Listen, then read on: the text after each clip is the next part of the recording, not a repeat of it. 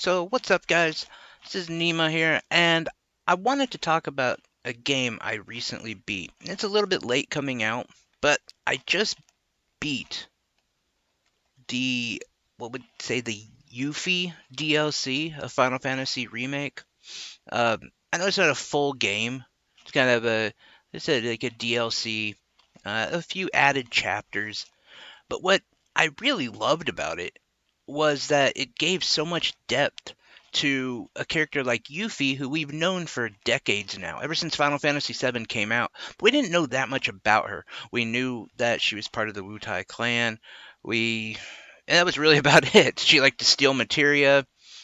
We didn't know too much, and we got to kind of learn that she was possibly, depending on what canon you believe in, she was possibly in Midgar when we were just starting off, trying to destroy reactors as Cloud and, running through the Cornell mansion and all that fun stuff.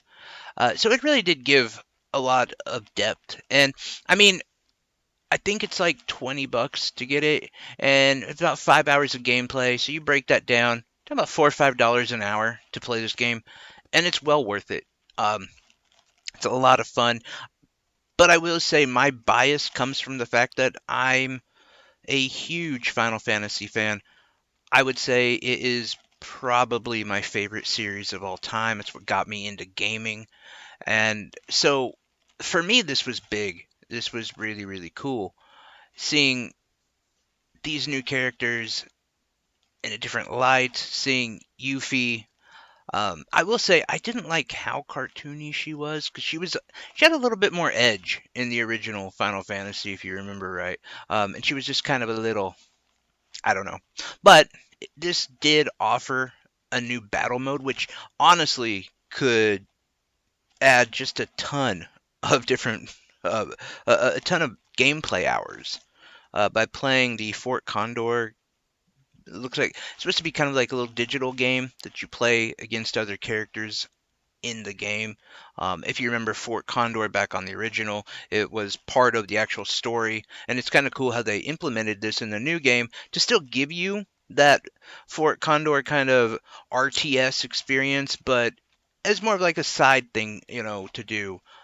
It's a lot of fun too. I spent way too much time trying to get good at that and just trying to find other people to battle as I walked around Midgar and everywhere else around Tifa Seventh Heaven, trying to find people who would play the game with me. But it's a lot of fun, really, really cool. I like how they integrated that part of Final Fantasy into the remake.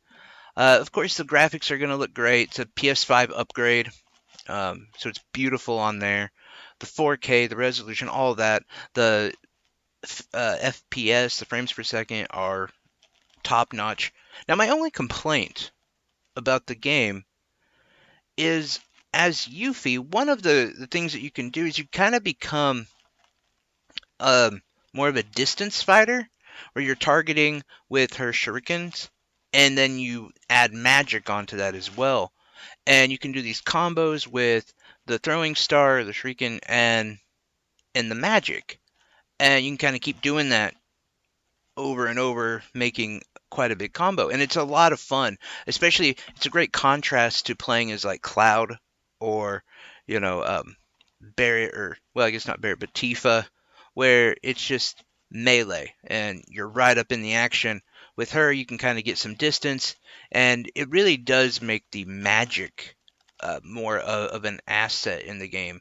Materia, the last one, of course, was important, but not as important, I will say, partially because Yuffie is squishy. She's very squishy. She can't take much damage, so you almost have to keep that distance. And it's great, and it's fun, and it's fast paced. So you're saying, well, what's the bad part? Here's the bad part: the targeting really, really sucks. I don't know how many times I've been in a boss battle as Yuffie. There's no other enemies, just Yuffie and the boss, and I go into those moves and I start throwing shooting stars or throwing stars. I start throwing them the opposite way, and I'm doing the moves, but I'm not attacking anybody. I'm just turning around and throwing them to the side there. That was my biggest complaint with the game because it really, at some points, it did get kind of maddening. Uh, Again, it's worth it, and even though I've said that that was very annoying, still a really really fun game. The ending, oh my god. I'm not going to spoil anything, obviously, but the ending, it it did two things for me. One, it kind of got me because it really does bring in a character, and I'll just say it's a little bit of a roller coaster. I don't want to give anything away, I really don't. Uh, but past that, there's actually another ending after that, after you kind of see Yuffie, maybe where Yuffie gets her edge when you finally meet her as Cloud. I don't know, it's hard to say, but you definitely see her um, get hardened, get to turn into maybe that kind of sarcastic, skeptical, um, kind of hard ass that we knew Yuffie as. Maybe this is where it happens. Uh, then after that, you are treated to another end game CGI kind of video there, and really that one hurt me because it made me realize that it'll probably be 2023 before we get another installment of Final Fantasy VII Remake. And it just made me go, oh my god, I miss this. I want this to come back. Please come back.